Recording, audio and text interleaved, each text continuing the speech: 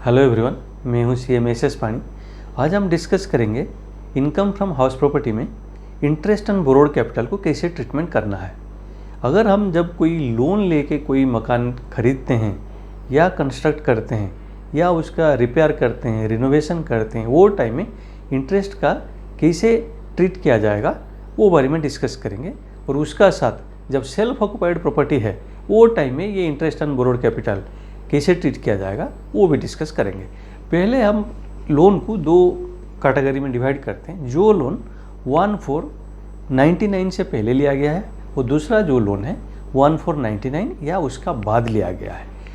तो वो जो लोन लिया गया है एक कैटेगरी है जो कोई बिल्डिंग ये कोई हाउस प्रॉपर्टी हम परचेज करने के लिए या कंस्ट्रक्ट के लिए लेते हैं, और दूसरा जो हम लोन लिए हैं रिपेयर के लिए लिए, मेंटेनेंस नहीं, रिपेयर के लिए लिए है या रिकंस्ट्रक्शन के लिए लिए हैं, रिनोवेशन के लिए लिए है।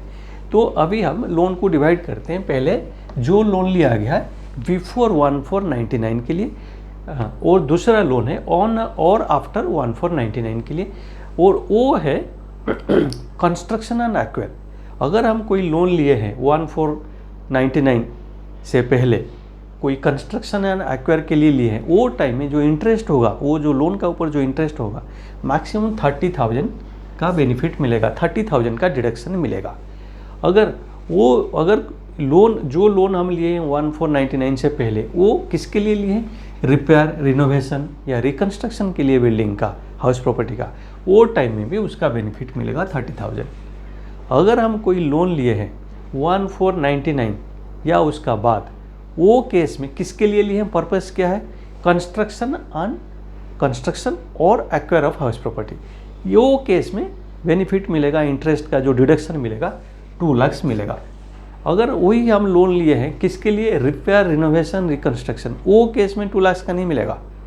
ओनली कंस्ट्रक्शन और एक्वायर के लिए जब हाउस प्रॉपर्टी लेंगे वो टाइम पे ही 2 लाख का मिलेगा। अगर रिपेयर रिनोवेशन और रिकंस्ट्रक्शन के लिए लेते हैं तो ओनली 30,000 मिलेगा। तो लोन कौन सा टाइम में भी आप लिए हैं, अगर वो रिपेयर के लिए लिए हैं या रिनोवेशन के लिए, रिकंस्ट्रक्शन के लिए लिए है बिल्डिंग, वो केस में मैक्सिमम बेनिफिट मिलेगा 30,000। जब कोई कंस्ट्रक्शन बिल्डिंग कर रहे हैं, हाउस प्रॉपर्टी कर रहे हैं, या कोई परचेज कर रहे हैं हाउस प्रॉपर्टी, वो केस में ही मैक्सिमम 2 लाख तक मिलेगा। लेकिन उसमें और एक कंडीशन है, ये जो अगर आप जो लोन लिए हैं वो 5 साल का अंदर उसका कंस्ट्रक्शन या एक्वायर जो भी करते हैं वो कंप्लीट होना चाहिए। पहले ये 3 साल का था, आज ऑन डेट ये 5 ईयर्स का अंदर में जो आप लोन लिए हैं ये आपका कंस्ट्रक्शन, एक्वायर ये कंप्लीट होना चाहिए, तब जाके मैक्सिमम आपको डिडक्शन मिलेगा 2 लाख तक। अगर प्री कंस्ट्रक्शन पीरियड का इंटरेस्ट का क्या होगा, अगर आपका कंस्ट्रक्शन कंप्लीट नहीं हुआ, हाउस प्रॉपर्टी का कंस्ट्रक्शन कंप्लीट नहीं हुआ, वो पीरियड का जो इंटरेस्ट है, प्री कंस्ट्रक्शन पीरियड इंटरेस्ट, उसका ऊपर कैसे बेनिफिट मिलेगा, क्या बेनिफिट मिलेगा। अगर जो प्री कंस्ट्रक्शन पीरियड का जो इंटरेस्ट है वो 5 इक्वल इंस्टॉलमेंट में आपको उसका डिडक्शन मिलेगा। वो पीरियड का जो इंटरेस्ट होगा डिवाइडेड बाई 5, तो 5 इक्वल इंस्टॉलमेंट में आपको मिलेगा। तो प्री कंस्ट्रक्शन पीरियड कैसे कैलकुलेट करना है, सपोज हम एक एग्जांपल लेते हैं।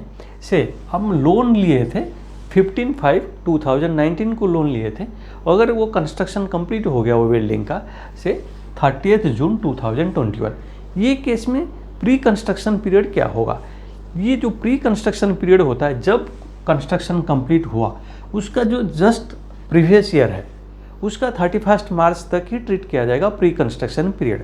अगर हम ये केस में लेते हैं तो प्री कंस्ट्रक्शन पीरियड क्या होगा, 15/5/19 टू 31/3/2020 प्लस 1/4/20 टू 31/3/2021, ये होगा प्री कंस्ट्रक्शन पीरियड।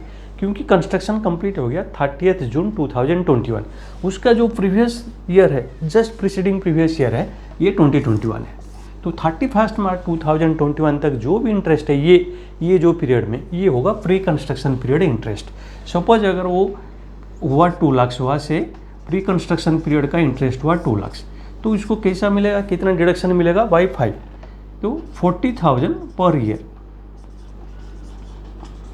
कब से मिलेगा, 21-22 से 21-22 से पर साल 40,000 रुपीज़ ये उसका डिडक्शन मिलेगा, प्री कंस्ट्रक्शन पीरियड का डिडक्शन मिलेगा। प्लस अगर ये 21-22 का जो इंटरेस्ट आएगा, इंटरेस्ट ऑन बोरोड कैपिटल, वो साल का जो इंटरेस्ट आएगा वो इंटरेस्ट ऑन बोरोड कैपिटल का हिसाब से ये भी मिलेगा, वो भी मिलेगा। प्री कंस्ट्रक्शन पीरियड का जो 5 इक्वल इंस्टॉलमेंट में अगर 40,000 आया वो भी मिलेगा। सपोज 21-22 का जो इंटरेस्ट आया, ये बोरोड कैपिटल का ऊपर जो इंटरेस्ट आया, सपोज ये 1 लाख हुआ, तो 21-22 के लिए 1,40,000 रुपीज़ डिडक्शन मिलेगा। तो ऐसे जब भी हम लेते हैं लोन, ऐसा ही ये इंटरेस्ट ऑन बोरोड कैपिटल ऐसा ही कैलकुलेशन होता है और ऐसा ही हम इनकम फ्रॉम ये हाउस प्रॉपर्टी से माइनस करेंगे। सपोज जब इनकम फ्रॉम हाउस प्रॉपर्टी हम कैलकुलेशन करते हैं नॉर्मली, हमारा ग्रॉस एनुअल वैल्यू रहता है, उसमें से म्युनिसिपल टैक्स अगर जो भी अगर ओनर म्युनिसिपल टैक्स पेमेंट करता है वो माइनस करने से हमारा नेट एनुअल वैल्यू आता है less standard deduction at the rate of 30%। ये स्टैंडर्ड डिडक्शन क्या होता है? जो नेट एनुअल वैल्यू का 30% स्टैंडर्ड डिडक्शन के लिए डिडक्शन मिलता है, less interest on borrowed capital.